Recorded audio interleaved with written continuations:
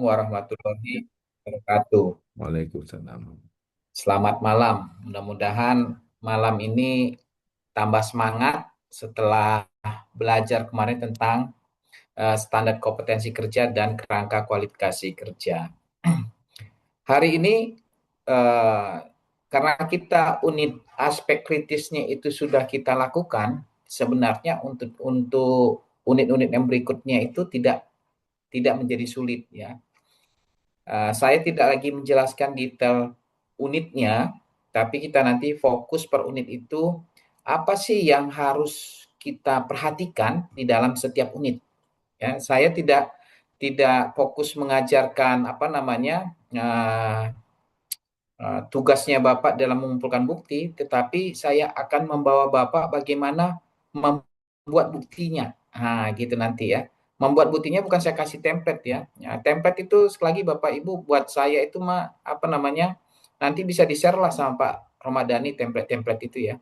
Tapi saya nggak fokus ke sana. Kita mau fokusnya itu pesan apa yang diharapkan setiap unit kompetensi supaya kita bisa mampu melakukannya. Itu ya, saya share materi kita pada hari kedua. Saya coba tadi siang ya di kantor itu, saya rasa nanti dalam waktu sampai jam 9 nanti itu mudah-mudahan selesai 4 unit sekaligus kalau Bapak Ibu fokus ya. Tapi bertanya itu harapan saya Bapak itu mempercepat Bapak Ibu bisa apa namanya memahami materi ini. Karena kalau diam-diam nanti saya kurang kurang memahami nanti ya Bapak Ibu ini sebenarnya paham atau belum gitu ya. Apakah sudah terlihat? Lagi proses, Pak. Ya, sudah, Sudah Pak. terlihat di sana Sudah, di Pak. proses. Dalam keadaan slideshow ya, Ya, Pak. Sudah, Pak. slideshow ya. Oke. Sudah. Ya. Nah, baik Bapak Ibu kita masuk ke unit yang kedua. Unit kedua ini kemarin di dalam AD itu bagi apa dia? Ada yang masih ingat?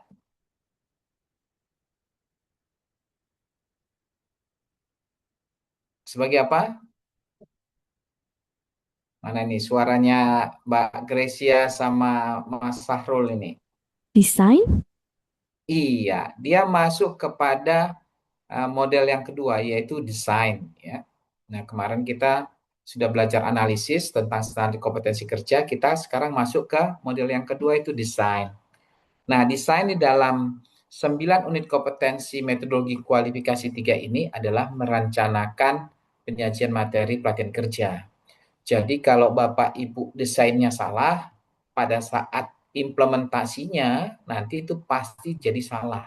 Jadi ini tidak menjadi aspek kritis sebenarnya, tapi ini menjadi krusial juga ketika kita tidak tepat melakukannya. Ya, diharapkan sebenarnya Bapak Ibu nanti bisa sampai mengorganisasikan lingkungan pembelajaran ya. Adapun tujuan unit kompetensi ini Bapak Ibu, diharapkan Bapak Ibu sekalian nanti bisa merencanakan sesi pembelajaran ya, kemudian menyiapkan bahan, media dan peralatan. Selanjutnya nanti bisa menyiapkan tempat atau mengorganisasikan instruktur. Kemudian yang kelima, bagaimana Bapak Ibu mengorganisasikan lingkungan pembelajaran.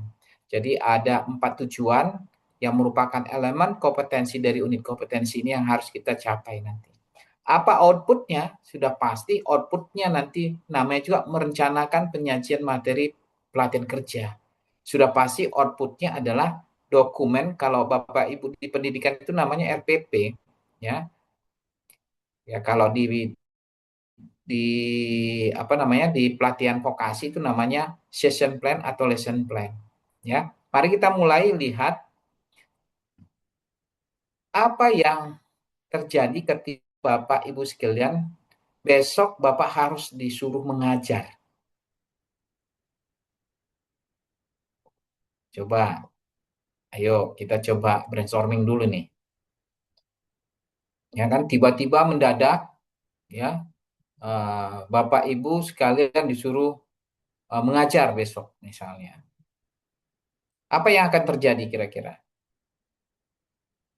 Ayo, semakin cepat Bapak Ibu meresponnya, semakin cepat kita melanjutkan. Silakan, Gracia atau Sahrul. Ya, mempersiapkan untuk apa yang akan diajarkan besok, merencanakan apa-apa yang dilakukan besok. Ya, apa aja yang mau dipersiapkan?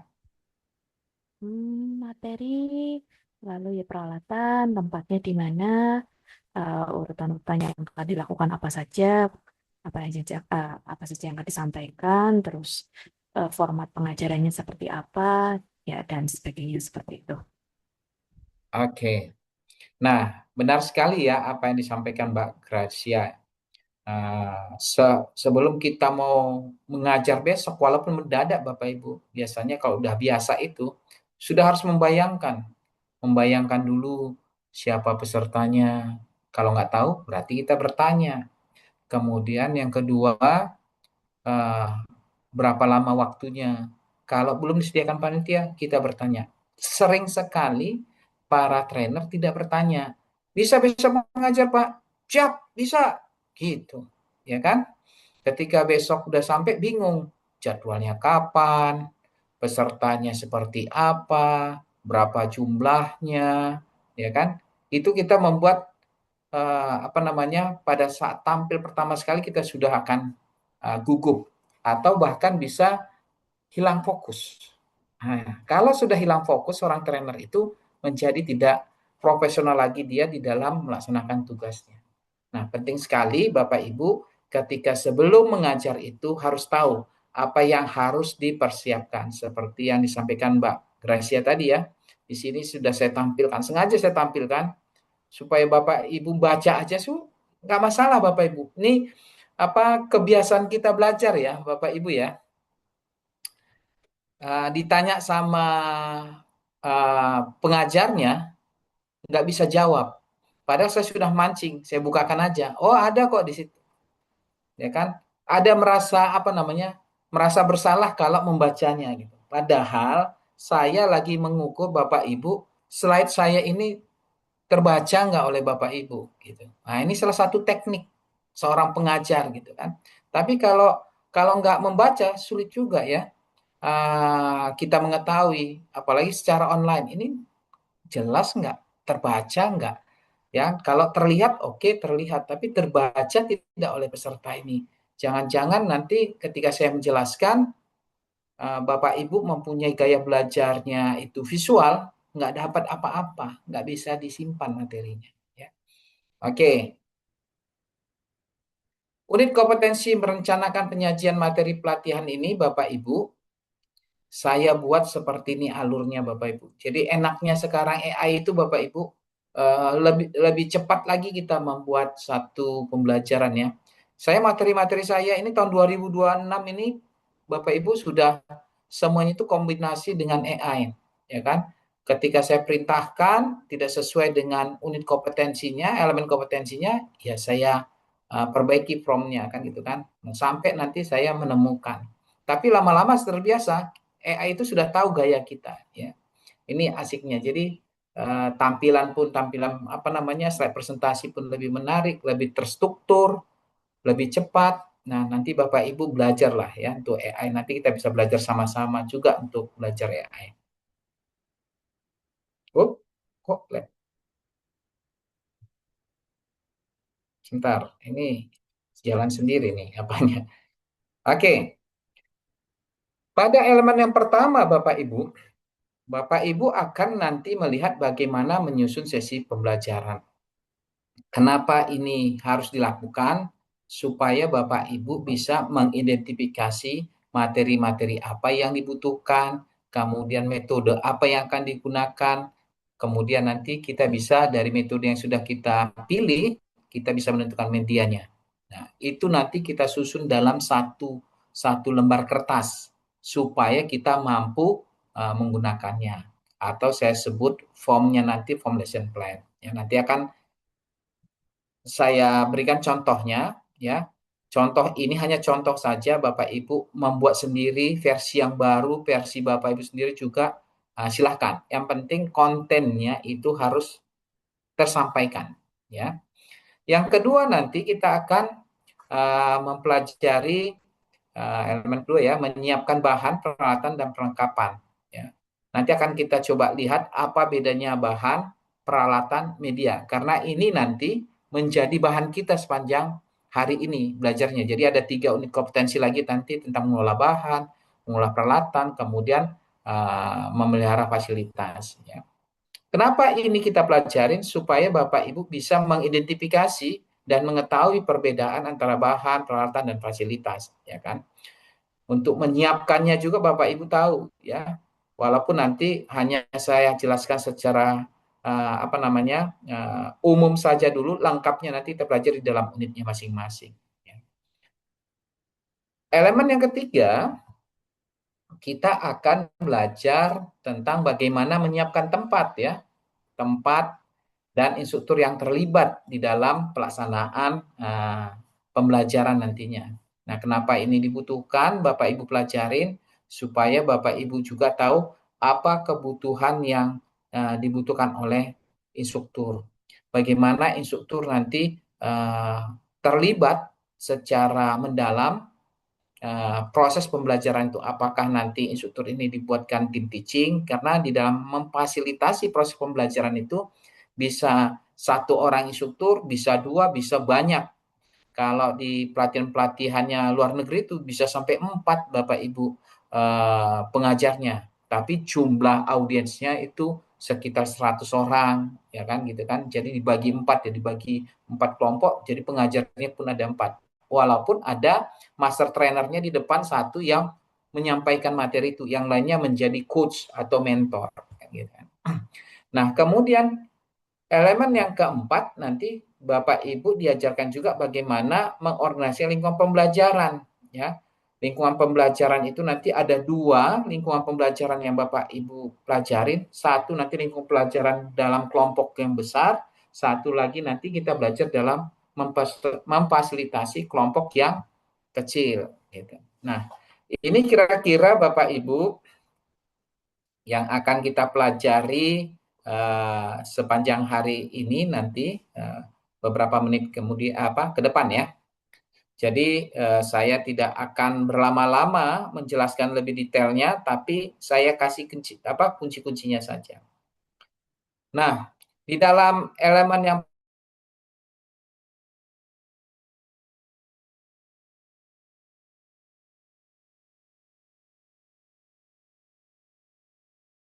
tahu dulu program pelatihannya, ya. Itu menjadi input kita yang pertama, supaya kita tahu apa isi daripada kurikulum di dalam program itu. Di dalam kurikulum itu nanti ada materi-materi pelatihan. Nah, itulah yang kita ambil. Misalnya, saya hari ini mengajar kepada Bapak Ibu adalah merencanakan sesi pembelajaran misalnya. Jadi, saya sudah tahu berapa lama yang harus saya kemas sesi pembelajaran ini supaya tujuan pembelajaran itu bisa dicapai. Kan gitu kan? Nah, sudah ada nih programnya, kita lihat materinya apa. Langkah yang keduanya, ada nggak modulnya, bahan ajarnya, kan gitu kan. Kalau udah ada, baru dari sana kita lihat. Nah, kita ambil dari program tadi materinya apa, kita ambil SKKNI-nya kalau dia berdasarkan standar kompetensi kerja nasional, SKK kalau dia standar khusus, SKI kalau dia standar internasional, kan gitu kan. Kita ambil, ya kan, kita pelajari itu struktur unit kompetensinya. Kemarin kita sudah belajar, kan gitu kan. Baru kita ambillah, mulailah kita menyusun di dalam rencana sesi, ya. Tujuannya adalah supaya sesi pembelajaran tersusun sistematis sehingga memudahkan penyampaian untuk membantu peserta mencapai kompetensi yang sudah ditetapkan, ya. Bagaimana cara melakukannya, Bapak Ibu? Yang pertama itu kaji dulu, ya, tujuan dan materi pelatihan yang mau kita sampaikan. Yang kedua, kita tentukan metode apa yang akan kita gunakan saat nanti kita mengajar. Kemudian di dalam metode itu, media apa yang mendukung metode itu. Selanjutnya baru kita buat tahapannya. Nah, tahapan pembelajaran di kita, Bapak Ibu, untuk pendidikan vokasi dan pelatihan vokasi itu ada perbedaan, walaupun tujuannya sama, ya. Kalau di pendidikan itu dia dikenal 3 tahapan cuman, yaitu pembuka, isi, dan penutup. Kan gitu kan. Kalau kita dikenal dengan 4 tahapan, ya, seperti yang Bapak Ibu lihat di sisi sebelah kanan, ya. Ada 4 tahapan nanti yang kita lihat, yaitu pertama itu kita akan membuat pendahuluan, ya. Di dalam pendahuluan itu nanti ada penyajian, kemudian ada aplikasi, dan diakhiri nanti dengan evaluasi. Nah, ini penting, tahapan-tahapan ini yang Bapak Ibu dalamin, ya.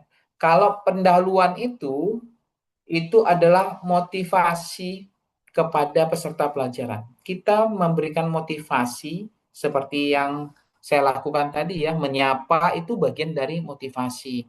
Kemudian menyampaikan judul materi kita itu bagian dari pendahuluan, ya. Jadi di pendahuluan itu tadi ada motivasi melalui perkenalan diri, kemudian menyampaikan tujuan, kemudian nanti ada persepsi, ya kan. Ada juga yang membuat ice breaking, ya kan, untuk menyemarakkan situasi pembelajaran. Apapun itu masuknya di pendahuluan. Nah, setelah clear di pendahuluan, baru nanti masuk di sesi penyajian. Nah, di penyajian, di dalam pelatihan berbasis kompetensi itu, dia juga bertahap, Bapak Ibu. Nah, mulai dari elemen 1, elemen 2, elemen 3, dan seterusnya. Selesai elemennya, baru nanti disimpulkan. Kan gitu kira-kira. Nah, dari sana nanti baru Bapak Ibu sebelum menyuruh peserta pelatihan melakukan aplikasi, ya kan? Bapak Ibu kalau dia menggunakan alatnya didemonstrasikan dulu, ya kan, supaya tidak terjadi kecelakaan kerja. Nah, ketika mendemonstrasikan, Bapak Ibu harus menyampaikan apa yang disampaikan. Nah, itulah nanti unit besok yang akan kita pelajari kan, tentang K3, ya kan? Bagaimana mempersiapkan bahan praktek sebelum dia melakukan praktek. Nah, itu harus dicontohkan Bapak Ibu. Jangan nanti kami temukan ini di lapangan kan, seorang instruktur las pesertanya diwajibkan pakai safety shoes, kemudian pakai kacamata, ya kan, pakai earphone misalnya kan, sarung tangan, sementara instrukturnya mengajarkan pakai sepatu kets, ya kan, tidak pakai kacamata, tidak pakai sarung tangan. Nah, itu seorang instruktur yang tidak baik, ya. Nah, kalau dia sudah mengharuskan K3 itu menjadi kewajiban kepada peserta pelatihan, instruktur terlebih dahulu menirukan. Nah, ini yang perlu diperhatikan. Nah, baru setelah demonstrasi tadi kita lakukan implementasi melalui aplikasi. Melalui aplikasi, instrukturnya ngapain kan? Nah, ini juga sering terjadi, Bapak Ibu. Salah penafsiran pelatihan berbasis kompetensi. Bahwa karena dia student center learning, diharapkan pusat perhatian itu ada pada peserta pelatihan, instrukturnya tidak berperan lagi sebagaimana mestinya. Dia menyuruh peserta belajar secara mandiri. Nah, kelas ditinggalkan, instrukturnya ngopi, ngobrol sana sini, kemudian ada bahkan main catur. Wah, itu di lapangan kami temukan Bapak Ibu. Padahal yang dimaksud dengan student center learning, dengan siswa itu belajar mandiri itu harus diawasi. Diawasin oleh instruktur bagaimana seorang instruktur itu berubah jadi instructor menjadi facilitator. Atau bisa jadi juga nanti di tengah-tengah perjalanan dia bisa menjadi mentor. Kan gitu kan, membimbing, menuntun. Oh, hati-hati, jangan lakukan itu. Kalau kamu lakukan itu akan terjadi seperti ini. Itulah kita mengamati prosesnya. Jadi tidak meninggalkan kelas ya Bapak Ibu. Nah, ketika mereka tidak memahami itu, baru metode bimbingan turun ke sana. Nah, bimbingan itu turun ketika melaksanakan aplikasi. Gitu Bapak Ibu. Bukan di penyajian, tapi di aplikasi. Nah, setelah mereka berhasil melakukan pembelajaran itu, ya kan, baru kita uji. Tadi kan dibimbing, sekarang tidak dibimbing. Melalui apa? Melalui ada namanya evaluasi, gitulah Bapak Ibu. Jadi tadi 4 tahapan ya, mulai dari pendahuluan, penyajian, aplikasi, dan evaluasi.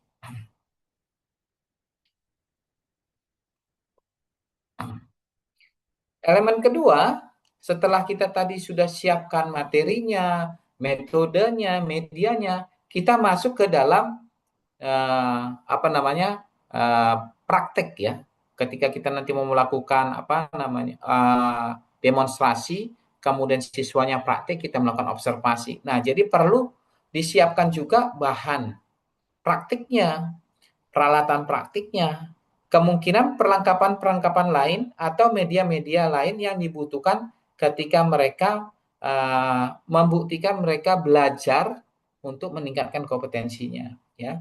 Jadi saya buatkan ini uniknya Bapak Ibu. Saya juga ketika mendalamin unit-unit ini, apalagi adanya AI, nambah wawasan saya Bapak Ibu ya. Gairah untuk mengajar itu semakin bertambah. Oh, karena ilmunya bertambah, mendapatkan dengan adanya teknologi. Yang selama ini saya letterlek, oh bahan itu ini, peralatan itu ini. Ternyata ini diajarkan kembali kepada kita yang lebih terperinci. Makanya saya hasil belajar saya ini Bapak Ibu, saya tunjukkan kepada peserta supaya Bapak Ibu juga menikmati proses pembelajarannya. Di elemen kedua ini ketika kita menyiapkan bahan, Bapak Ibu nanti akan bisa belajar efektif, aman, dan mencapai tujuan pembelajaran. Ya. Nah, kategori kebutuhannya itu bahan ajar itu seperti modul, ya. Kalau dia nanti ada praktik, pasti ada lembar kerja atau job sheet, kemudian ada handout. Yang handout itu seperti ini ya, slide presentasi nanti, atau modulnya materi cetak, ya. Atau referensi lainnya. Nah, terkadang kalau kita belajar teknis ya, bukan metodologinya, itu referensinya banyak. Ada manual booknya, ya. Kalau dia menggunakan mesin atau alat-alat yang harus dioperasikan. Kemudian alat praktik ya, peralatannya. Dia menggunakan apa? Mesin ya kan, atau laptop ya, termasuk ya. Kemudian ada alat bantu juga di dalam praktek itu ya. Kalau di otomotif itu alat bantu itu seperti apa namanya? Meja, kemudian ada apa namanya? Kalau di otomotif itu banyak lah ya. Nah, di otomotif itu. Nah, beda juga nanti alat bantu dengan toolset. Toolset itu kumpulan alat khusus yang digunakan. Kalau untuk roda ada toolsetnya roda, ya kan ada apa namanya kunci pas dan seterusnya lah. Ya. Kalau di bahasa apa itu kan? Kalau di bahasa dia nggak menggunakan mesin, menggunakan juga. Kalau dia memang dia membutuhkan apa namanya media laboratorium kan gitu kan, di sana juga ada alatnya kan. Alatnya itu apa? Misalnya apa tape recorder, ya kan? Kalau alat bantunya seperti apa? Ada headset, ya kan? Ada mic, kan gitu kan? Nah, itu alat bantunya, gitu kan? Toolsetnya apa? Kalau di bahasa, mungkin toolsetnya itu dalam bentuk kartu-kartu, ya kan? Gambar-gambar. Di depan gambar, di belakang cara bacanya, itu macam-macam lah. Kalau di dalam bahasa misalnya ya, apalagi bahasa Jepang ya, Gracia ya, mungkin tulisan kancinya kan gitu kan berbeda ya. Kemudian di dalam itu ada juga perangkat uji, alat ukur gitu ya. Nah, kalau di bahasa nggak gunakan. Tapi kalau di tempatnya Sahrul ini apa refrigeration ya, AC itu pasti gunakan alat ukur kan gitu, alat ukur tekanan dan seterusnya. Kemudian setelah itu apalagi dibutuhkan media pembelajaran, ya kan? Untuk kita presentasi kita butuh laptop, LCD proyektor, papan tulis, kan gitu kan? Atau kita butuh video animasi supaya ketika saya sudah selesai menjelaskan, ketika dia pulang dia bisa mengulang lagi dengan animasi-animasi yang kita sudah siapkan misalnya. Nah, tidak kalah pentingnya juga di dalam mempersiapkan bahan peralatan ini juga perlengkapan K3 ya. Tapi kalau di bahasa itu di laboratorium bahasa itu K3-nya apa? Pasti pakaian laboratorium. Bahkan tidak diperbolehkan kalau di lab kita dulu di Bekasi itu tidak diperbolehkan menggunakan sepatu. Itu pun sebenarnya secara internasional, hukum internasional di laboratorium pun harus pakai sepatu, tapi sepatunya sepatu khusus ya. Kalau kita lihat di rumah sakit itu kan ada sepatu kayak perawat itu ya. Kalau dulu saya dibilang itu sepatu kungfu namanya kan. Nah, sepatu-sepatu yang ringan, nah itu bisa digunakan. Kenapa? Supaya apa namanya terjaga kebersihan di dalam laboratorium. Karena kalau kalau kaki kita yang gampang berkeringat masuk dalam kerumunan bisa nanti mengganggu kesehatan ke dirinya dan kesehatan orang di sekitarnya, gitu ya. Kemudian selain itu juga ada dokumen administrasi yang harus disiapkan, ya. Kira-kira seperti itu. Nanti Bapak Ibu ketika menyiapkan ini pasti Bapak Ibu membuatkan daftar checklist kebutuhan kan gitu kan. Nah, seperti yang saya gambarkan di sebelah kanan ini ya. Nah, dibuatkan itu apa yang dibutuhkan bahan, peralatan dan perlengkapan. Lebih dalamnya nanti itu bisa kita pelajari di dalam unit yang berikutnya. Kemudian di elemen ketiga, setelah kita tahu tadi menyusunnya di dalam rencana sesi, apa itu metodenya, medianya, berdasarkan 4 tahapan, kita juga sudah mengidentifikasi kebutuhan bahan alat dan perlengkapannya, kita masuk menyiapkan tempat atau fasilitas ya dan instrukturnya. Nah, tempatnya ini bagaimana pelatihannya ini outdoor atau indoor? Indoor ini membutuhkan alat. Kalau membutuhkan alat berarti ada ruang praktik. Ruang praktik itu pasti berbeda dengan ruang teori. Nah, ini tempat-tempat ini pun harus kita siapkan Bapak Ibu. Ya, ruang-ruangan seperti apa? Bahkan tata letak layoutnya pun sudah diatur sedemikian rupa.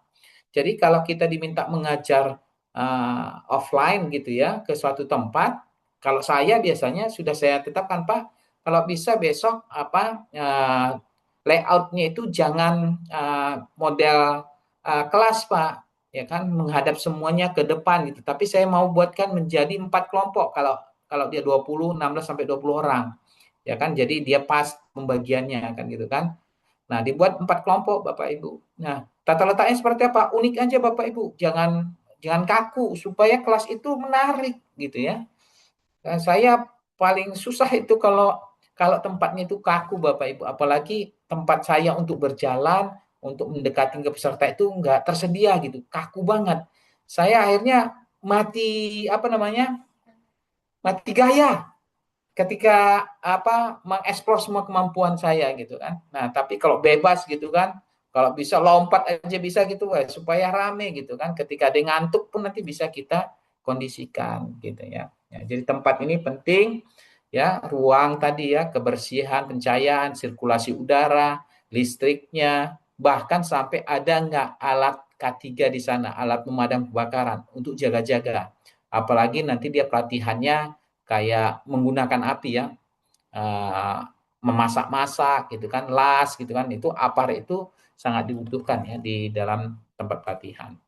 Kemudian instruktur, instruktur atau asisten instruktur atau penyelenggara, tenaga pendukung ya, itu pun harus dipersiapkan supaya proses pembelajaran ini bisa berjalan dengan baik. Kalau instruktur itu perlu dicek kenapa kita Kementerian Ketenagakerjaan itu membuat persyaratan instruktur supaya instruktur itu punya SIM, punya lisensi ya, memiliki sertifikat kompetensi, metodologi level 3, kalau dia bahasa memiliki sertifikat bahasa, kalau dia bahasa Jepang N berapa kan gitu kan kira-kira gitu ya. Kalau di AC Sahrul tadi dia harus mempunyai sertifikat AC ya kan. AC-nya yang green karena kalau nggak green sekarang nggak laku kan gitu kira-kira.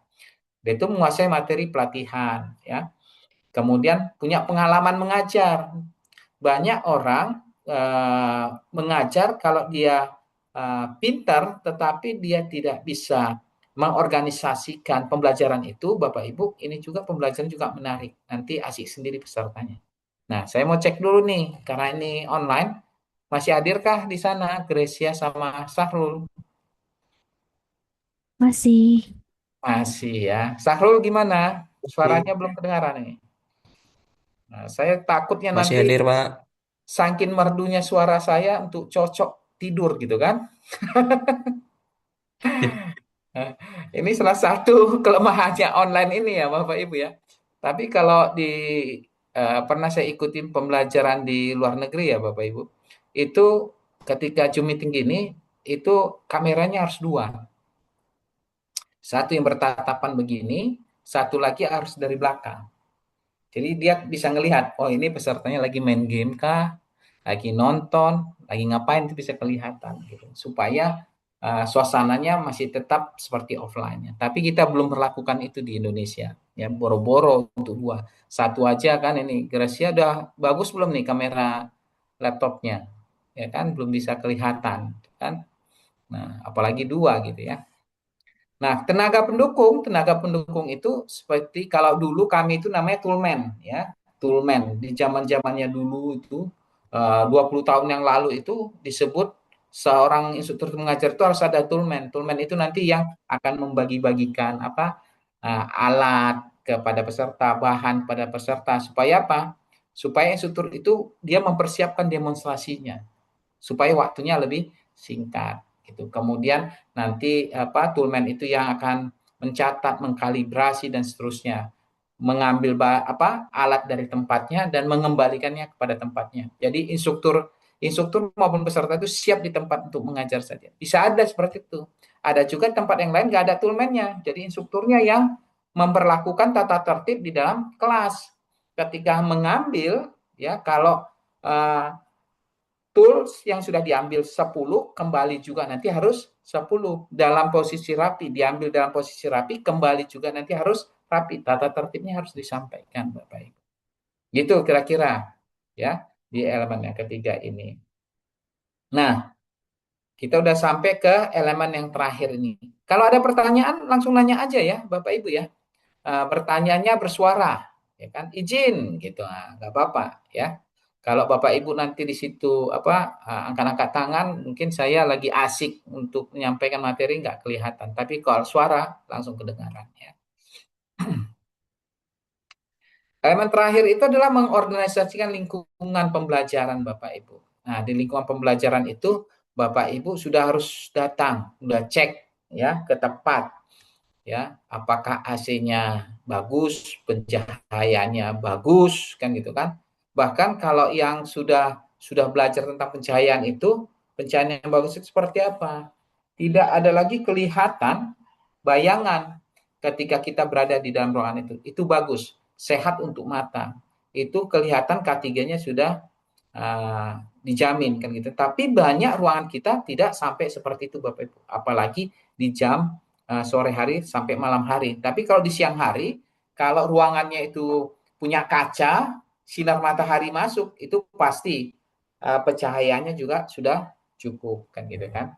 Kemudian menata layout tadi ya, menata layoutnya, mengetahui petunjuk-petunjuknya kalau misalnya kamar mandi di mana, karena ketika kita lagi belajar nanti perlu ke kamar mandi, kita tidak berulang kali menanyakan atau minta ditemanin atau bahkan minta dituntun sama pengajarnya ke kamar mandi kan repot itu kan.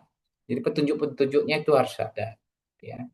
Jadi semua yang kita gunakan di dalam ruang teori, ruang praktek itu petunjuknya harus sedia. Nah, kalau belum tersedia bagaimana, Pak? Ini sering juga ya. Nah, ini sering juga ditanyakan peserta. Ya, tugasnya kita sebagai instruktur. Jadi instruktur itu yang mengatur ruangan itu sedemikian rupa supaya ruangan itu menjadi ruangan belajar, Bapak Ibu.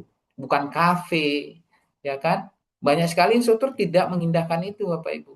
Ya, sampah yang ada aja masih, ya itu bukan salah saya, Pak. Itu kan pelajaran sebelumnya atau yang kemarin. Lah, tapi saya instruktur, kan gitu kan? Kalau saya instruktur bisa ambil sendiri atau menyuruh siswanya untuk membersihkannya lebih dulu kan gitu kan. Nah, ini yang sering harus kita pelajarin Bapak. Mudah sebenarnya basic ya, tapi susah untuk dilakukan gitu. Nah, dari 4 elemen kompetensi yang sudah disampaikan di dalam kompetensi ini ada pertanyaan. Sebelum saya kasih tunjuk ya rencana sesi itu seperti apa. Silakan.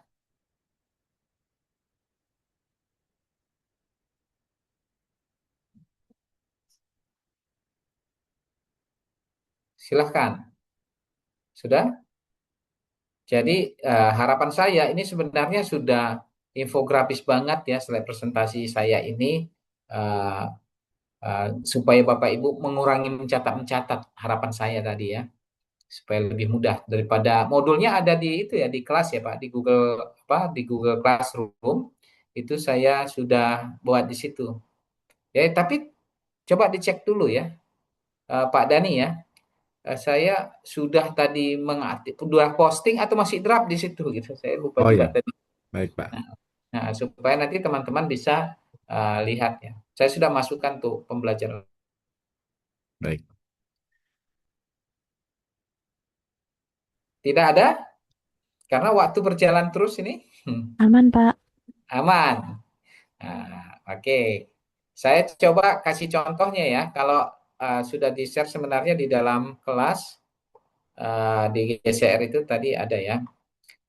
Kita coba ambil contohnya. Saya stop dulu ya. Saya ambil contohnya.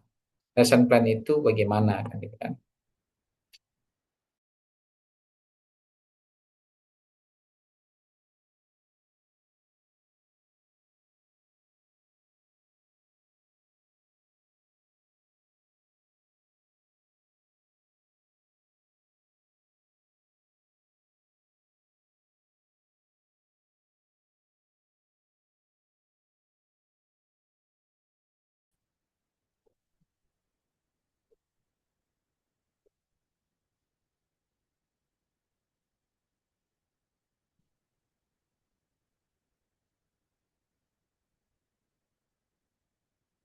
Sudah? Sudah Pak, lihat Pak. Sudah, Pak. Nah, oke. Ini contoh ya. Contoh saja. Nah, jadi kalau contohnya bentuknya seperti ini saya jelasin ini ya. Ini buatan peserta ini ya, bukan saya yang buat, saya ngambil punya peserta aja nih. Ini contohnya, misalnya dia buat ini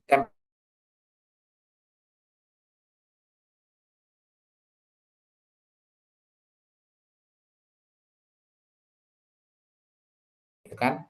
Kemudian unit kompetensinya apa? Di dalam unit kompetensi strukturnya kemarin kan ada kode unit kan?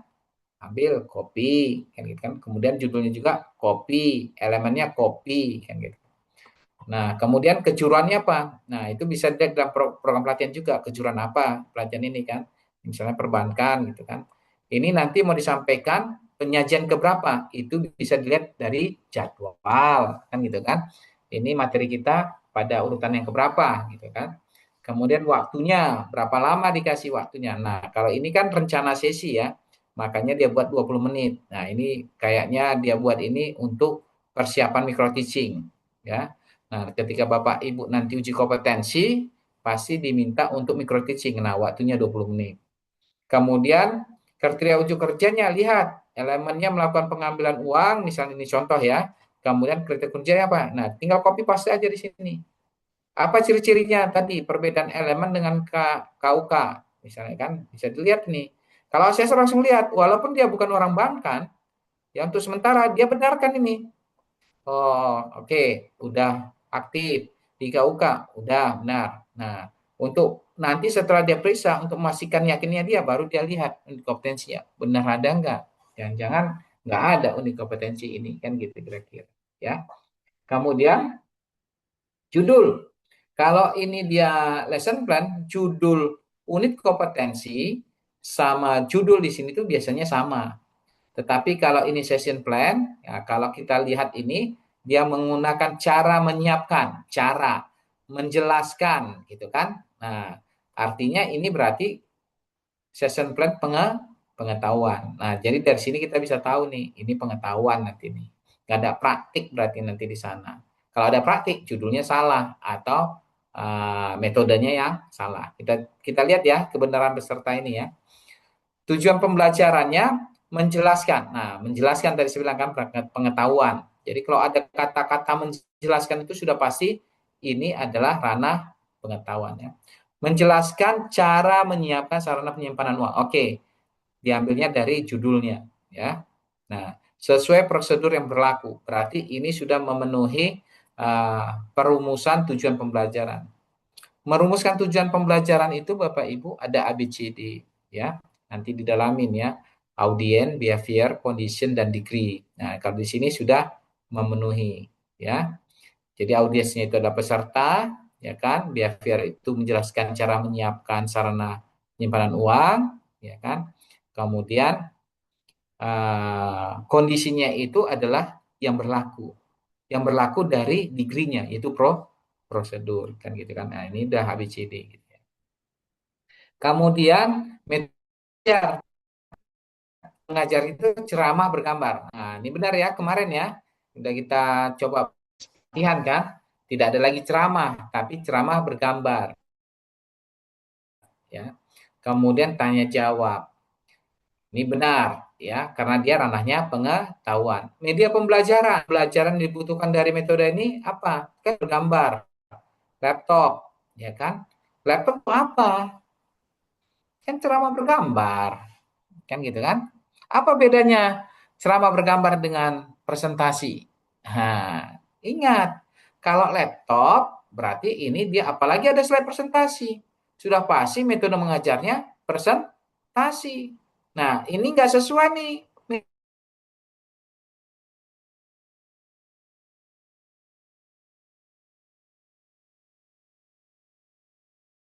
Ya, nah, paham ya? Tapi kalau ceramah bergambar tadi di sini boleh papan tulis, flip chart, kan gitu kan?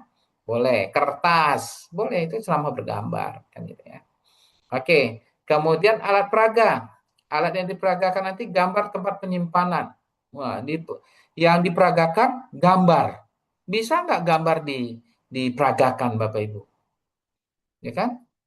Susah kan? Benar nggak? Nah, terkadang orang memaksakan harus ada alat peraga, nggak mesti seharusnya ya. Nah, nggak mesti. Tapi kalau alat peraganya itu misalnya ada kertas diperagakan bisa membuat gambar apa, membuat perahu-perahuan, membuat topi, bisa. Itu kan diperagakan. Atau laptopnya diperagakan, bisa nggak? Bisa. Ketika reparasi laptop. Atau dia memperagakan aplikasi, bisa nggak? Bisa. Apa yang diperagakan misalnya? Mendesain, membuat, ya kan? Kalau hanya menjalankan itu tidak alat peraga namanya, ya. Nah, yang diperagakan itu kan aplikasinya. Berarti nanti di sini adanya aplikasi. Nah, gambar tempat penyimpanan gambar, gimana kita memperagakan gambar? Dia membuat gambar, ya kan? Nah, ini kan kurang kurang akurat ya. Nah, jadi ya, harus dipahami. Kemudian persiapan, persiapan itu ya seperti yang kita lakukan tadi di elemen yang ketiga dan keempat ya. Persiapan bahan alat perlengkapan dan persiapan lingkungan belajar. Ini dia. Ya. Kemudian, nah ini dia kita masuk tahapan mengajar tadi ada pendahuluan. Nah, benar-benar memperkenal diri, menyiapkan dan mengecek kehadiran, ya, safety induction, judul dan seterusnya. Ya, ini oke lah, ya. Kemudian ada penyajian, pendahuluan. Tahapan yang kedua penyajian. Nah, dia buat di sini ada sub pokok bahasan, ada uraian media. Silakan ada di pendidikan itu nggak ada di sini aja Pak apa pokok bahasan subnya itu di dalam jadi nggak disebutkan pokok bahasan uraian kegiatan itu nggak ada adanya di pokok bahasan dirinci di situ silakan itu kan template aja ya tapi kalau mau diuraikan mengikuti seperti ini silakan juga media pembelajaran slide presentasi nah kalau begitu karena ke bawahnya udah slide-slide presentasi metodenya yang harus dirubah di sini ditambahkan presentasi. Itu cara ngeceknya teman-teman supaya nanti nggak salah ya. Kemudian setelah menyajikan dibiasakan untuk menyimpulkan. Habis menyimpulkan dilakukan aplikasi ya. Di aplikasi ini pun sebelum peserta itu melakukan aplikasinya harus ada instruksi yang jelas dari instrukturnya ya kan apa yang dilakukan. Kalau di sini aplikasinya karena ini ranahnya pengetahuan tadi dia buat tanya jawab makanya metodenya tanya jawab nih pasti coba lihat ada nggak metode betul tanya jawab gitu kan nah itu untuk di aplikasi jadi disusun pertanyaan buat peserta yang satu peserta yang lain menjawab kan gitu kira-kira ya Setelah aplikasi ada evaluasi. Nah, itu 4 tahapan mengajar. Nah, ini ditambah nih ada tugas tambahan, pemberesan kelas. Ini hanya tambahan aja Bapak Ibu supaya mengingat ini tugas tambahan ini pasti maksudnya itu ketika ada peserta pelatihan yang belum clear, yang belum sampai ke tujuan pembelajaran, tapi waktu pembelajaran sudah habis diberikan PR, kan gitu kan? Atau buat yang sudah selesai karena masih dia besoknya lagi mengajar dikasih apa instruksi sudah mempelajari elemen berikutnya atau unit kompetensi yang berikutnya itu di tugas tambahan. Kemudian biasakan Bapak Ibu kalau Bapak Ibu tadi masuk ke dalam kelas dalam keadaan rapi berarti pulangnya harus rapi juga makanya ada pembarisan kelas. Nah gitu. Kemudian dibuat apa tanggalnya baru tanda tangan. Itu kira-kira ini contoh ya Bapak Ibu nanti kalau mau contohnya ini ya bisa di itu di Pak Dani pun adalah contohnya ini kan ya Pak Dani ya. Tapi nanti saya masukkan juga di dalam apa Gecer kita. Ya. Kemudian ada lembar informasi. Selain ini ada juga lembar informasi ya. Kita coba lembar informasi. Nah, ini lembar informasi bentuknya karena ini informasinya itu dalam session plan ya, berarti informasinya sederhana, nggak jadi modul ya. Tapi kalau nanti di lesson plan, informasi itu menjadi modul. Ini contoh seperti ini. Nah, Bapak Ibu mau bikin format yang lain, silahkan Bapak Ibu atur format sekali lagi saya sampaikan. Itu untuk unit kompetensi yang pertama. Kita lanjut ke unit kompetensi yang kedua.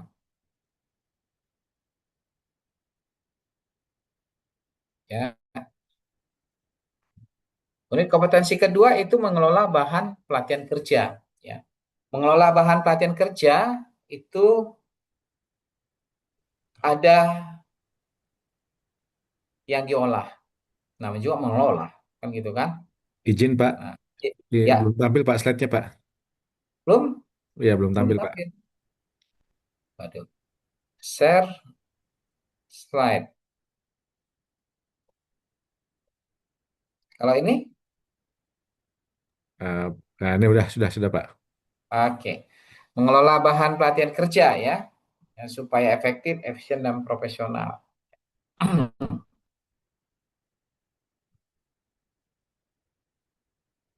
Nah, tujuan pembelajarannya itu Bapak Ibu ya, nanti itu Bapak Ibu bisa mengidentifikasi kebutuhan bahan, menyiapkan bahan, bersihkan bahan sampai membuat laporan penggunaan bahan.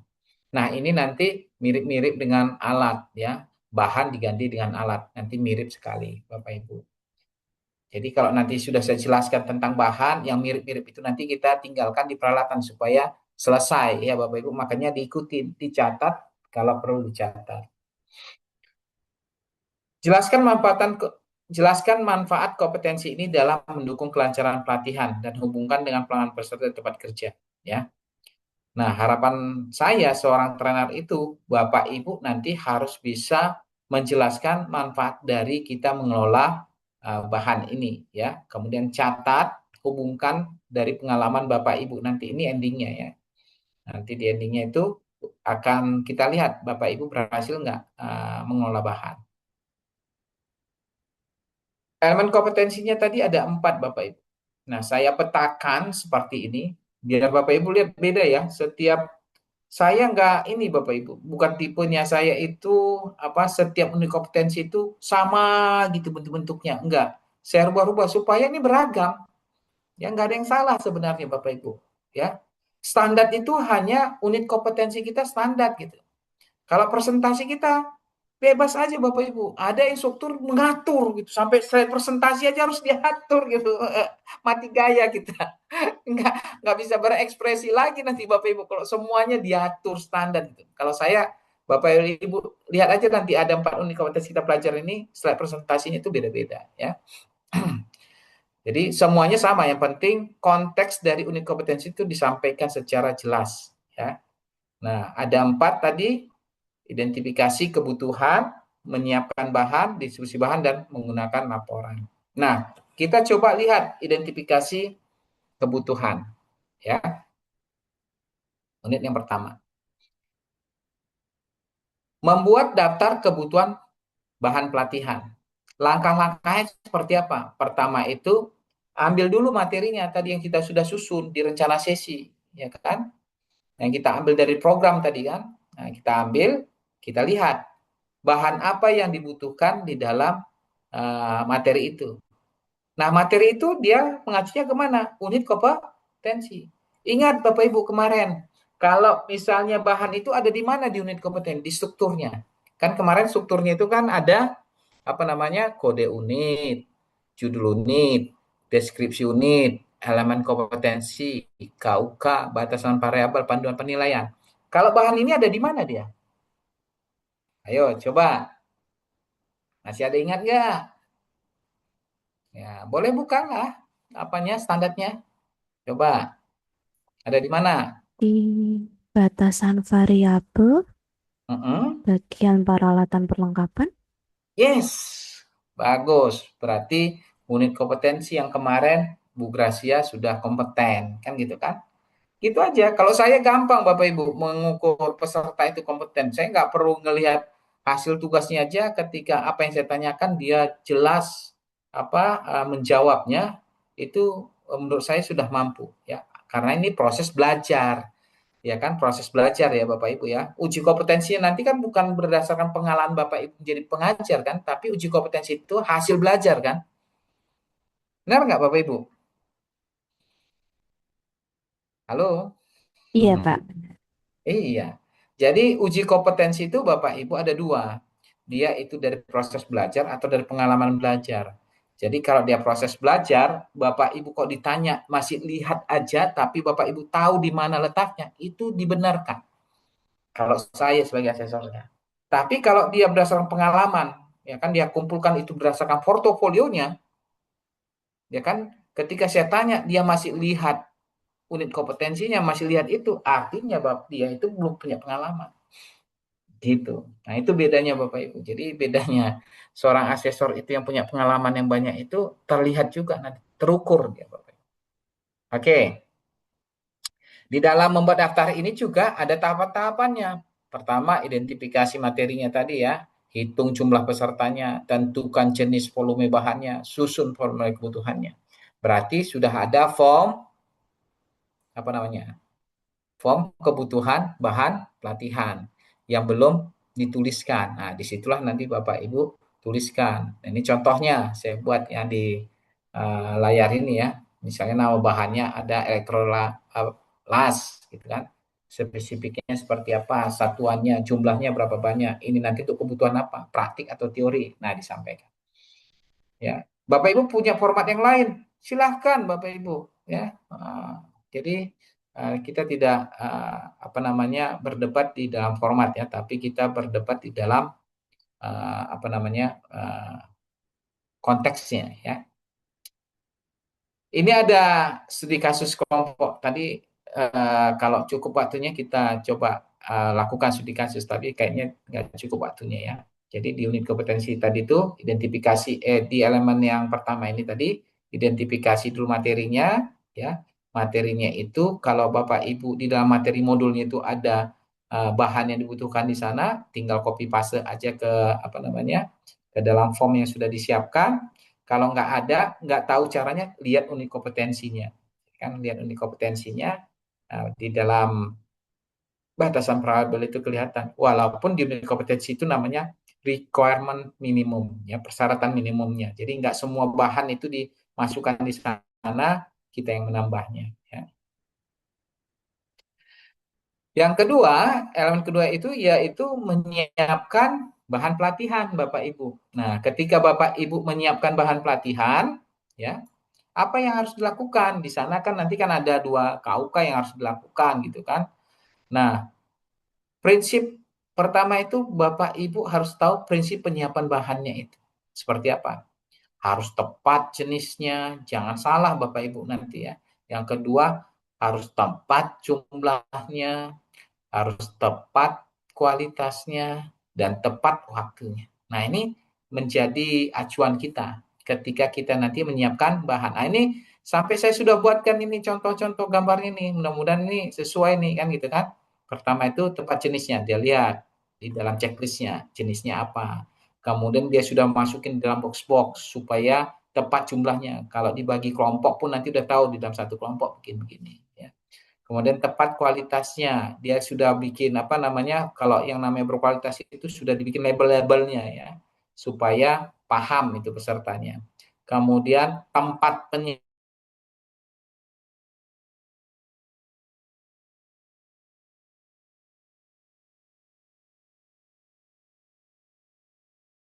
dan dia tahu bagaimana mengembalikannya. Dan semuanya harus kita atur, Bapak Ibu. Ya. Kemudian di dalam menyiapkan itu kita siapkan juga namanya form, ya, form penyiapan, ya. Nah, formnya itu kita cek, ya, jenis bahannya itu sudah sesuai dengan permintaan belum, ya. Jumlahnya sudah sesuai belum, spesifikasinya sudah sesuai belum, ya. Terkadang ada apa namanya pihak gudang itu tadi kita minta spesifikasinya misalnya 4 mili, ternyata yang datang 2 mili gitu. Nah, di dalam prakteknya nanti bisa tidak sesuai harapan ya. Nah, itu akan dicek. Kemudian tanggal penerimaan, kemudian ditandatangani petugas ya. Jadi membuat membuat daftar bahan tadi pun harus ada tanda tangannya. Jadi menyiapkan ketika nanti kita mau apa namanya mengambil bahan itu di dalam gudang pun harus ada tanda tangan supaya apa? Cross check. Inilah apa namanya manajemen mutu kan gitu kira-kira. Oke, tips suksesnya saya buatkan di sini. Lakukan sebelum pelatihan. Jadi ketika Bapak Ibu nanti mengambil bahan, diperiksa dulu ya sebelum dilakukan pelatihan. Gunakan formulir penerimaan bahan ya supaya tidak menjadi apa namanya uh, salah mengeksekusi ya kan misalnya tadi pesertanya itu ada 16 karena tidak ada apa formulir penerimaan bahan ternyata bahannya datangnya untuk kebutuhan 15 orang kasihan nanti satu orang tidak melakukan praktik kan gitu. Kemudian simpan bahan sesuai dengan karakteristiknya. Kalau di penyimpanan bahan itu, ya kan, yang cair itu nggak boleh di atas, kan gitu kan, harus di bawah, kan gitu kan. Kalau di atas, resikonya apa? Kalau goyang, gitu kan, jatuh, kena orang. Kalau di bawah kan, kalau goyang pun dia rendah, kan gitu kan kira-kira. Kemudian yang berat pun tidak di atas. Kalau yang bebannya berat, taruh di atas nanti bisa melengkung tempatnya harus di bawah. Nah, itu diatur ya. Kemudian catat setiap penerimaan bahan dengan benar. Dicatat Bapak Ibu ya. Ini penting. Ketelitian sangat dibutuhkan di sini ya.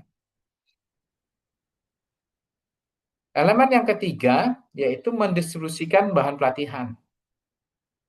Ketika kita mendistribusikan bahan pelatihan pun ada prinsipnya ya.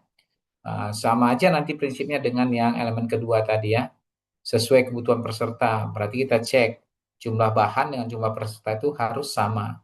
Sesuai progres pelatihan. Nah, bahan itu pun dikasih ketika pada jadwalnya. Jangan sebelumnya atau sesudahnya untuk apa lagi bahan itu kan. Dicatat dan terkomunikasikan aman dan bertanggung jawab. Nah, alur distribusi bahan itu seperti ini Bapak Ibu ya, saya buatkan ya. Diminta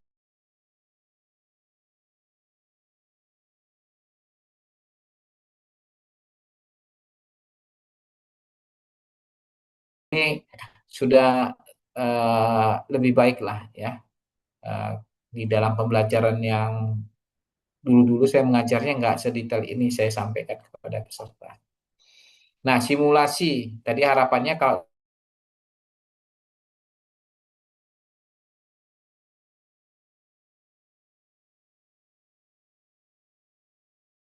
yang lain dianggap wah Bapak Ibu sudah paham nih, yang bahan ini belum jelas nih buat saya. Nah, dia lakukan role play. Nah, jadi Bapak Ibu harus tahu, ya kan? Role play dalam mengelola bahan itu pasti mulai dari di tempat lain, ya, sampai ke peserta kan gitu kan. Nah, mulai tugas gudang, instruktur, baru peserta. Nah, ini Bapak lihat di dalam diskusinya tadi 1 sampai 3 ini, tiga ini jadi pengingat buat kita, ya. Oke. Elemen yang terakhir dari unit itu adalah membuat laporan, ya. membuat laporan itu pentingnya untuk apa Bapak Ibu? Supaya apa? Penanggung jawab kelas itu tahu bahwa bahan ini digunakan sesuai atau tidak sesuai. Kan gitu kan? Kemudian bahan itu berkualitas atau tidak berkualitas. Berarti ada kartu, ada form nanti untuk membuat laporannya. Kapan bahan itu diterima, kapan bahan yang sisa itu dikembalikan ke gudang, ya. Jadi mengapa laporan penggunaan bahan penting? Satu, sebagai kontrol penggunaan, pertanggung jawaban instruktur ketika mengajar, ya, memantau penggunaan bahan sesuai dengan rencana dan kebutuhan. Kemudian menghindari pemborosan, ya. Jadi kalau zaman dulu kita nggak buat laporan itu, misalnya bahannya itu kadang kan nggak satu banding satu ya Bapak Ibu ya. Contohnya aja kertas misalnya. Kan nggak mungkin diukur-ukur satu orang 10 lembar gitu kan. Kan nggak. Ya kan ditafsir aja itu kira-kira kan. Kalau nanti dia cetak ini kesalahannya berapa kali gini-gini. Ternyata ada sisa kan gitu kan. Nah sisa itu harus dikembalikan supaya tidak terjadi pemborosan. Kemudian dasar pengadaan berikutnya. Kalau nanti di gudang masih ada sisa, ya kan, untuk pengadaan berikutnya itu tidak boleh, tidak dibelikan lagi. Ya, kalau misalnya untuk 16 orang gitu kan, ternyata ada sisa dua, berarti dibeli berikutnya itu menjadi 14 supaya tidak membazir.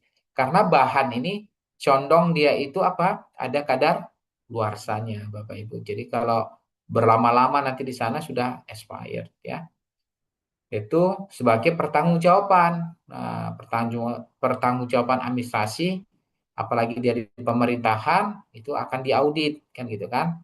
Biaya yang dikeluarkan itu apakah sesuai dengan manfaat yang dirasakan oleh peserta. Gitu Bapak Ibu ya. Jadi tips laporan akurat itu catat setiap penggunaan setelah kegiatan. Setelah ya, laporan itu kan setelah ya. Kemudian gunakan satuan yang tepat dan konsisten, dokumentasi dengan bukti pendukung, laporan tepat waktu. Jadi kalau kita lihat formnya ini Bapak Ibu, dengan form daftar bahan tadi itu sama pengguna ya apa penyiapan tadi itu semuanya pasti sama Bapak Ibu ya. Nggak beda. Yang berbeda itu nanti adalah jumlahnya. Kalau dia digunakan pasti berkurang. Gitu. Bahkan ada nanti bahan yang berkurang pun dia masih ada sisa, sisa itu pun nanti masih kondisinya baik atau kondisinya rusak. Unit kedua selesai. Bagaimana Bapak Ibu? Saya stop dulu deh. Saya kepengen dengar dulu nih suaranya. Ada yang mau ke toilet? Silahkan. Ya. Ada pertanyaan? Sambil ngopi-ngopi juga nggak apa-apa ya Pak Dan ya? Silakan Atau Pak. ada tata tertib di online nggak boleh ngopi? Silakan Pak. Kita tadi pembelajaran menyenangkan begitu ya Pak. Iya. Iya.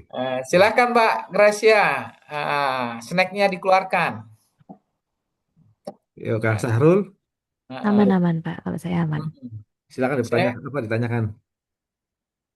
silakan Pak Sahrul.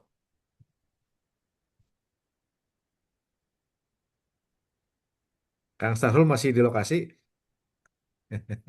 Iya, masih di lokasi atau Masih, di mana? Pak. Masih standby di depan Siap. lokasi. Siap.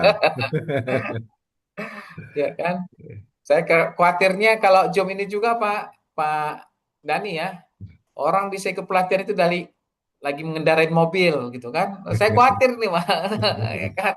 Betul. Lagi lagi asik-asik mendengarkan tiba-tiba nggak ngeliat mobil di depan kan gitu kan.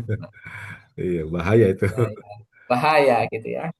Biar rileks dulu Bapak Ibu. Jadi di online ini juga ya ini juga Pak Dani masukan penyelenggara ya. Ya.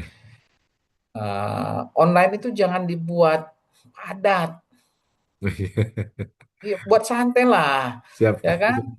Dibuat santai aja gitu. Kalau buat padat itu kayak offline di online kan jadi. Siap, Pak. Terima kasih masukannya, Pak. Iya, ini prinsip online pun kita belum paham ini. Kalau saya ngajar itu Pak Dani ya, buat orang itu kan Gak usah lama-lama kalau online. 1 jam pagi, 1 jam siang, 1 jam sore. Ya, gitu Oke, kan. oke, oke. Baik. Santai gitu. Santai aja. Namanya juga belajar. Kalau belajar itu stres, nggak enak. Gitu kan. Saya ngajarnya aja pun tertekan. Iya, iya. Ya kan gitu kan. Baik, Kita Pak. lanjut atau gimana nih? Ada yang mau bertanya dulu? Silakan, Kang Sahrul, ada yang bertanya kan?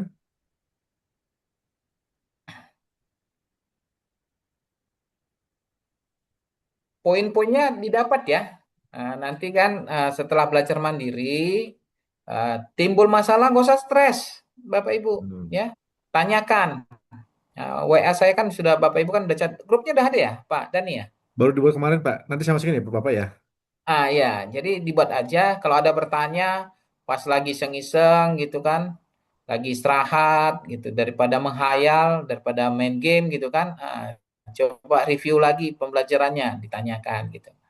Biasanya eh, dapat masukan ketika lagi santai ya. Kalau lagi belajar ini kadang-kadang itu budaya kita Bapak Ibu. Ya. Jadi jangan khawatir, bukan Gracia sama Sahrul aja begitu. Pak Dani juga dulu kalau belajar itu kalau saya tanya ada pertanyaan gitu, diam juga gitu kan.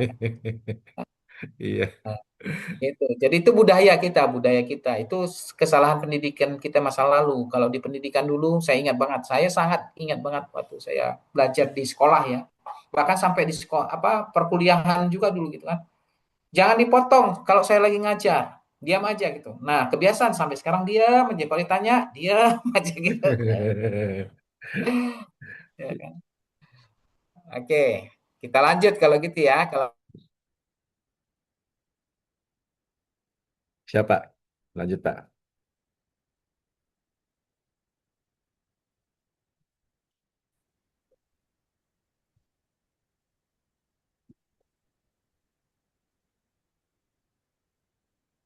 sudah sampai di sana. Sudah, Pak. Sudah. Ya, oke, kita lanjut ke unit yang ketiga, mengelola peralatan pelatihan kerja. Ya, ada 4 elemen kompetensi juga yang menjadi tujuan juga ya Bapak Ibu ya, yaitu nanti membuat daftar kebutuhan peralatan, menyiapkan peralatan pelatihan, mendistribusikan penggunaan peralatan, memelihara peralatan pelatihan. Ya, saya berharap Bapak Ibu apa bedanya dengan bahan, kan gitu kan? Kalau membuat daftar tadi di bahan juga ada, menyiapkan peralatan di bahan juga ada, mendistribusikan penggunaan peralatan di bahan juga ada. Tapi tidak ada memelihara bahan kalau di bahan.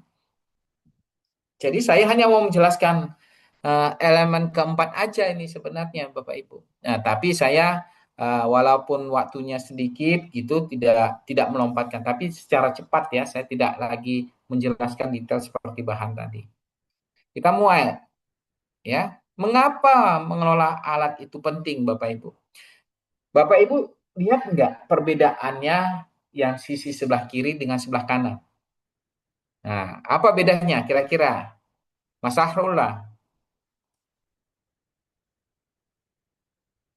silakan Mas.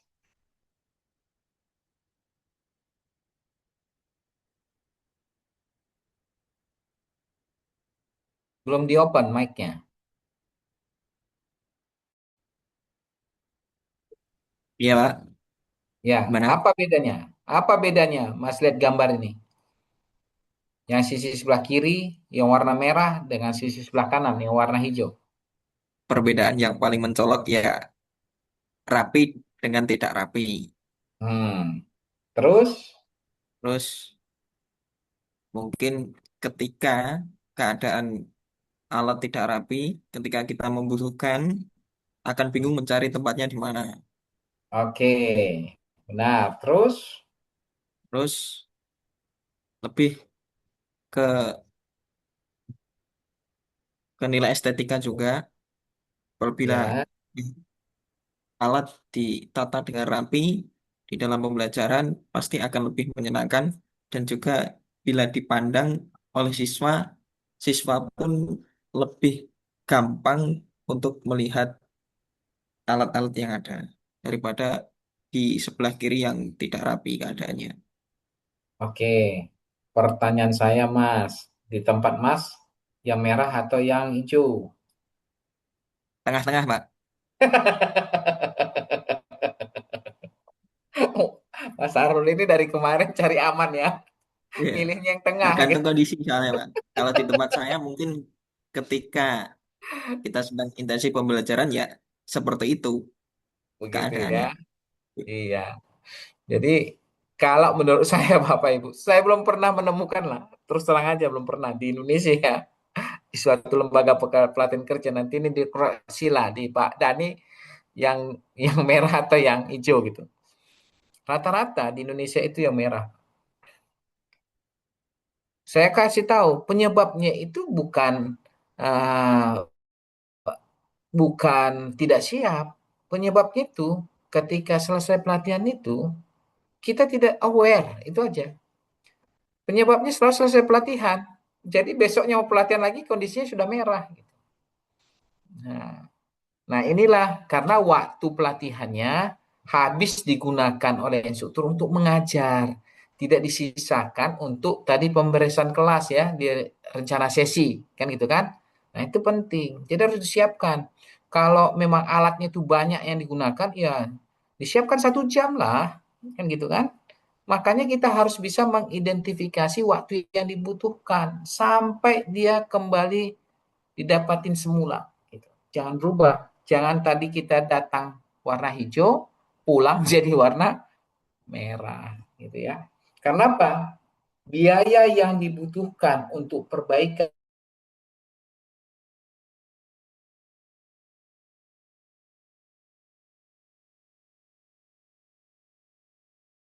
jalannya apa nih?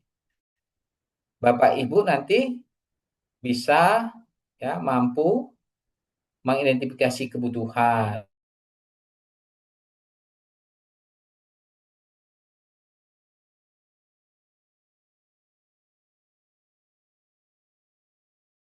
Nah, di dalam identifikasi itu nanti Bapak Ibu akan belajar mengidentifikasi alat sesuai dengan materi, sama dengan bahan tadi ya, menentukan jumlah, ya kan, membuat daftar sama.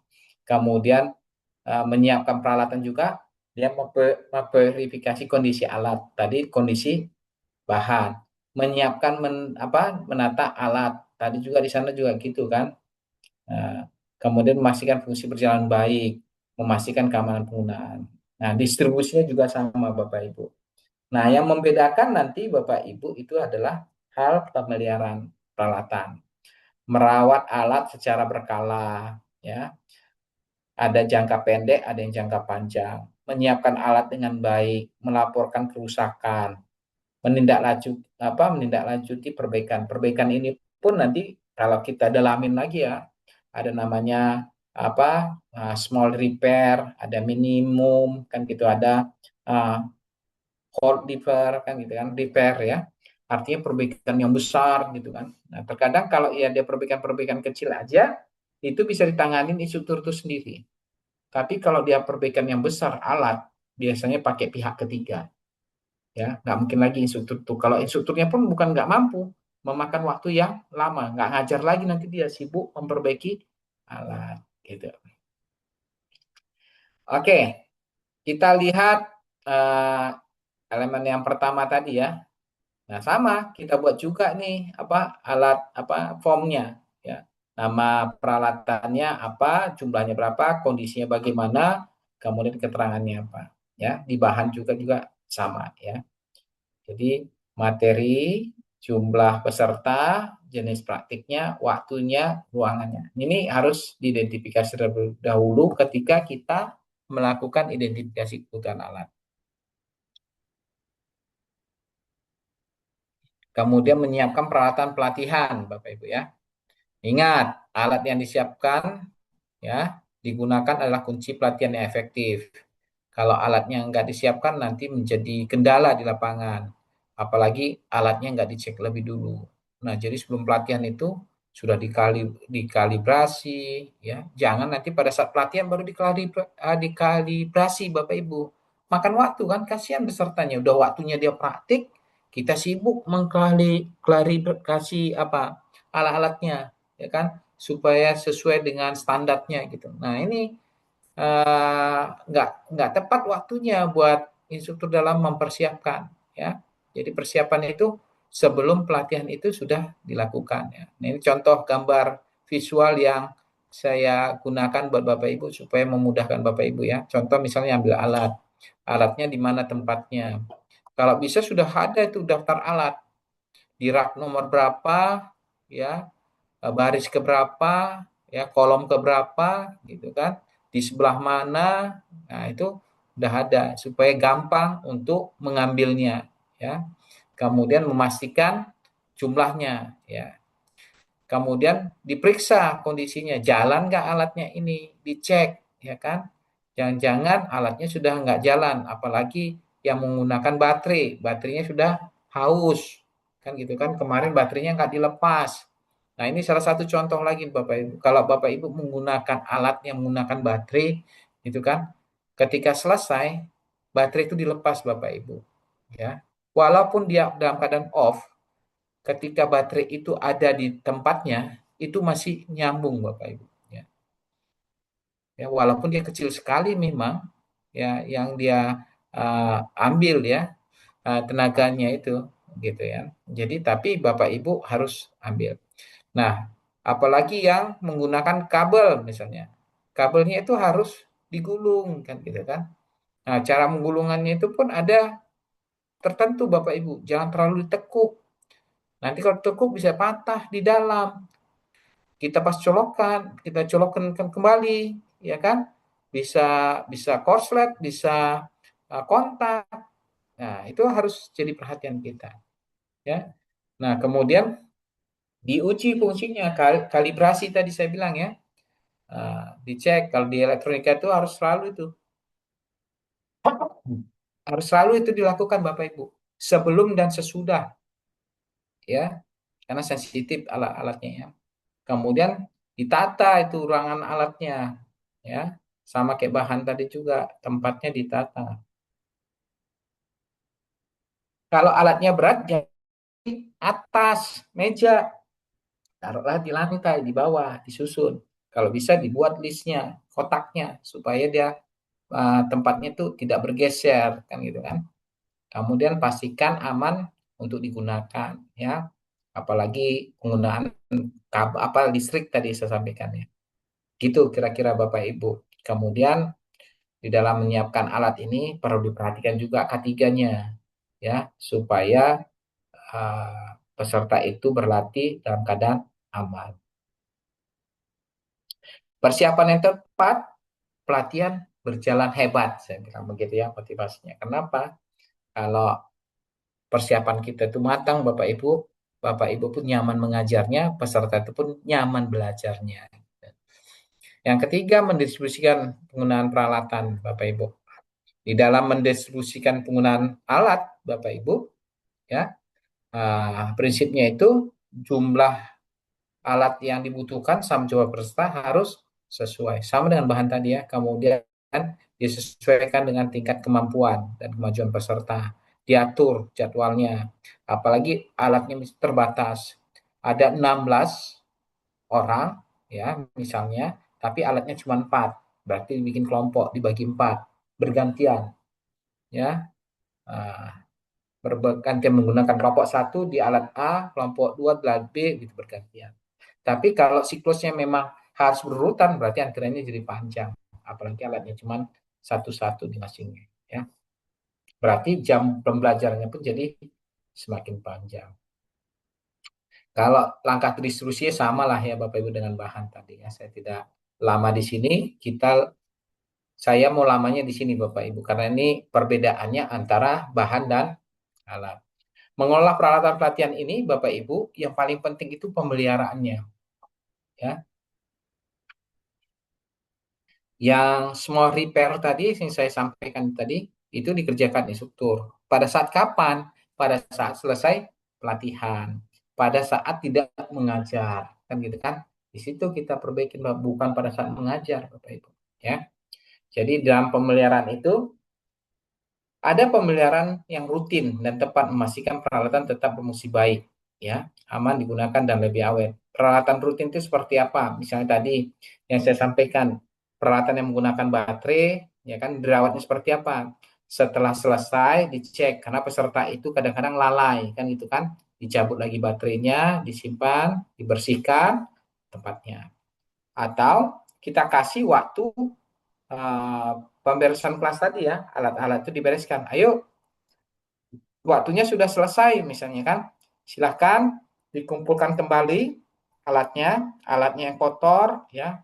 Nah, itu dibersihkan dulu, dilap, itu kan baru disimpan. Kemudian kalau alatnya tadi butuh kalibrasi, dikalibrasi ulang supaya netral dulu, baru disimpan. Ya. Nah, itu kita sampaikan kepada peserta supaya kita nanti nggak capek juga Bapak Ibu sebagai instruktur. Jangan nanti yang menggunakan peserta, yang memeliharanya kita sendiri gitu kan. Peralatannya ada 16 orang, 16 alat yang harus kita perbaikin sendiri, sementara itu bisa dilakukan oleh peserta pelatihan. Gitu ya. Jadi jenis pemeliharaan alat itu ada yang harian, ada yang berkala, ada yang perbaikan tadi ya. Kalau perbaikan itu biasanya kalau dia perbaikannya yang kecil bisa dilakukan instruktur, kalau perbaikan yang besar pasti dilakukan oleh pihak ketiga. Ya. Kalau pemeliharaan harian itu Bapak Ibu dilakukan setelah alat digunakan itu tadi ya. Yang harian itu tadi dibersihkan, ya kan? Kabelnya dicek, kan itu merapikan di tempatnya, itu harian. Kalau berkala itu dilakukan sesuai dengan jadwal tertentu. Contoh misalnya pelatihan apa nih contohnya? Kalau di bahasa ada nggak pembelian berkala? Nah, kalau di bahasa itu di laboratoriumnya. Apa contohnya misalnya di laboratoriumnya? Digunakan itu tape recordernya misalnya. Itu perlu dilakukan yang berkala. Berapa lama sekali uh, tab itu, alat pemutarnya itu yang di atas itu kan harus dilap ya, pakai tisu basah atau ada alat khusus cairannya supaya ketika nanti mutar lagi pitanya itu tidak menggesek pitanya yang membuat pitanya menjadi tergores yang akhirnya nanti kualitasnya menjadi berubah, kan gitu kan. Kalau di bahasa, kalau di AC apa yang berkala misalnya, ya cuci AC-nya itu kan bisa berkala gitu ya. Kemudian apalagi kira-kira misalnya itu dicek ya. Kemudian perbaikan tadi kalau dia sudah rusak ya, rusak itu tadi ada rusak ringan berat gitu ya. Kalau berat itu pasti pada pihak ketiga. Kalau ringan langsung kita tangani sendiri ya kan, ketika kita tidak mengajar atau sudah selesai pembelajaran kita belum pulang karena waktu memperbaikinya itu bisa diselesaikan dalam waktu hitungan menit misalnya, ya kita perbaiki dulu sebelum kita pulang ya. Gitu. Kemudian kalau dalam pemeliharaan ini ya, baik harian berkala maupun perbaikan itu pasti ada pelaporannya ya. Pelaporannya seperti apa? Ya, kalau di dalam perbaikan ya Bapak Ibu ya, temukan dulu kerusakannya apa, kecil atau berat tadi ya saya sampaikan. Periksa dan identifikasi kerusakan alatnya ya. Kemudian catat kerusakannya. Ini kerusakannya ringan atau besar ya. Kemudian laporkan. Laporkan itu walaupun kita yang perbaiki, tetap kita laporkan bahwa ada alat yang baru sudah dibongkar kan gitu kan. Buktinya sudah hilang garansinya misalnya kan gitu kan. Karena sudah dibongkar.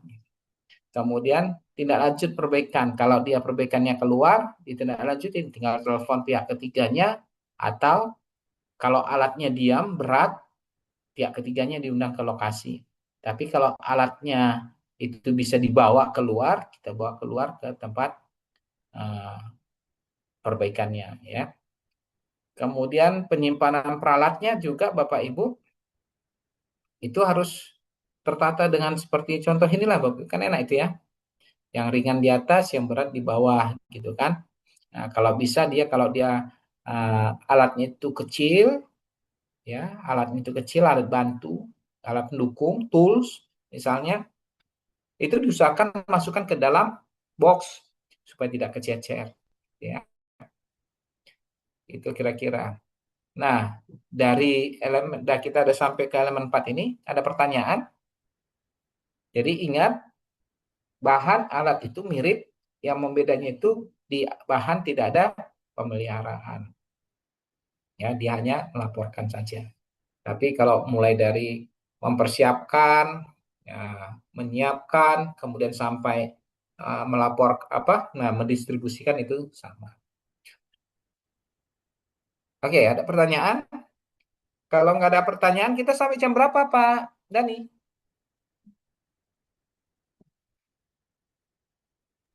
Sampai jam 21 ya, Pak? Sampai jam 9 ya? Ya, Pak. Wah, ini udah tinggal 5 menit lagi. Ini berarti unit yang keempat saya rasa tadi saya cukup. Ternyata nggak cukup juga ya. Nggak apa-apa, kita lanjut besok aja kalau gitu. Baik, Pak. Kan sudah 4 unit berarti ya. Ya, Benar ya? betul, Pak. Hari ini 3, kemarin 1, 4 unit Iya, kan. ya. Kan masih ada 2 hari lagi 5 unit ya. Nanti kita bagi. Yang lama itu nanti kan apa namanya eh, FTF sama menilai kan. Itu nanti di hari Ya. terakhir kan. Itu kan. Berarti besok kita buat 3 unit ya. Baik. Gimana Bapak Ibu? Masih ada pertanyaan? Karena tanggung 5 menit nggak cukup untuk satu unitnya kita jelaskan. Bapak, saya mau ada yang mau saya tanyakan terkait saya melihat di SKKNI ya.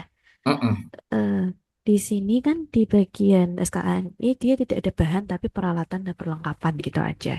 mm-mm, Nah, di sini peralatan ditulis alat tulis kantor, alat multimedia, perlengkapan, materi ya modul gitu ya, dan kamus bahasa Jepang di situ. mm-mm. Nah, berarti kan kalau dari penjelasan tadi, alat tulis kantor itu bisa dimasukkan, ada yang masuk ke dalam bahan, ada yang masuk ke peralatan. Kalau misalnya kayak papan tulis gitu, masuknya berarti ke peralatan kan ya, Pak? Iya, betul. Nah, itulah yang di SKKKNI kita saya pernah kasih masukan itu Mbak Gracia, gitu Mm-mm. kan. Tapi di dunia industri ya, peralat yang dikenal itu peralatan dan perlengkapan. Jadi nggak dikenal itu bahan dan peralatan gitu. Jadi kalau dia peralatan itu memang alat gitu. Di luar alat itu disebut perlengkapan, ya kan? Alat yang disebut industri itu ya bahan yang besar, mesin gitu, itu alat gitu. Kalau di luar mesin itu disebut perlengkapan. Nah, padahal itu bisa alat tool set itu kan alat juga ya. Tapi kalau di industri itu nggak masuk alat, tapi itu maksudnya perlengkapan, Mbak Gracia. Ini pertanyaannya bagus ini. Oke, nah, misalnya nih Hmm, Pak, ini dalam kondisi nyata saat saya hmm, mengajar ya Pak ya. Sehari-hari hmm, saya mengajar menggunakan proyektor, hmm, presentasi, terus ada worksheet dan lain-lain. hmm, Papan tulis juga saya pakai, jadi hmm. proyektor itu saya tampilkan di papan tulis, jadi papan tulis pun juga saya nulis. Nah ini tadi saya juga baru nggak setelah ngumpulin tugas, oh ternyata saya metodenya pun juga ada yang salah, ternyata kurang presentasi juga. Ya, nggak Jadi apa-apa. baru ceramah bergambar doang. Hmm, Nah, di situ eh, berarti untuk kayak proyektor, PC, terus papan tulis itu berarti hmm. nanti akan masuk ke dalam peralatan, lalu untuk kayak worksheet, terus kayak spidol dan lain-lain itu akan masuk ke dalam bahan gitu ya, Pak ya. Betul. Jadi kalau bahan itu sebenarnya lebih tepat itu habis pakai. Dan bahan itu diberikan kepada peserta. Hmm.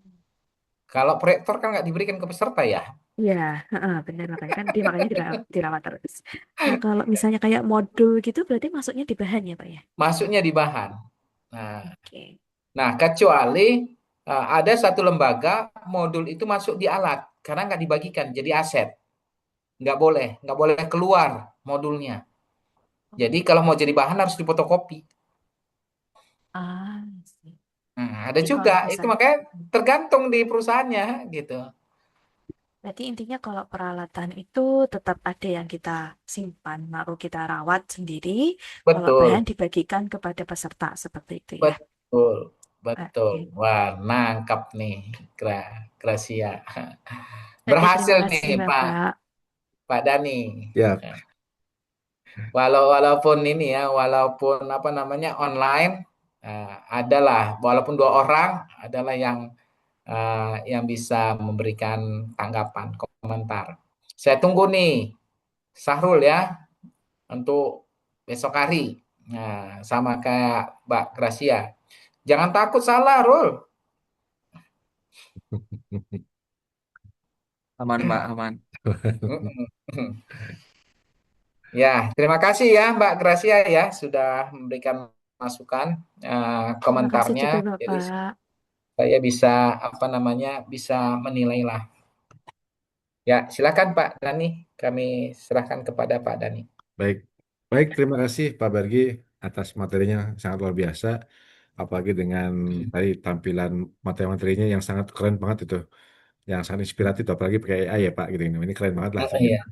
Ini menjadi apa namanya inspirasi buat kita teman-teman instruktur itu bisa berkreasi, artinya bisa mengembangkan lah sesuai dengan tadi yang apa sebenarnya Pak Bergi. Baik teman-teman, kita rasa kita cukup ya malam ini ya. Nanti kita lanjutkan lagi besok malam. Ya kita masih ada 2 hari lagi. Jangan dihabiskan dulu supaya nanti barangkali kita bisa inilah, gitu masih bisa kita explore lagi terkait dengan apa materi kita. Terima kasih sekali lagi Pak Bergi atas waktunya. Teman-teman, sampai jumpa besok malam. Ya kita akhiri. Terima kasih. Assalamualaikum warahmatullahi wabarakatuh. Waalaikumsalam. Terima kasih Terima kasih Pak Mbak Bergi. Gracia, Ya, Terima kasih Pak Sahrul, Birgi, terima Pak kasih Pak Dani. Dani baik. atas ilmunya. Kita semuanya menghilang ya. 1, 2, 3 menghilang.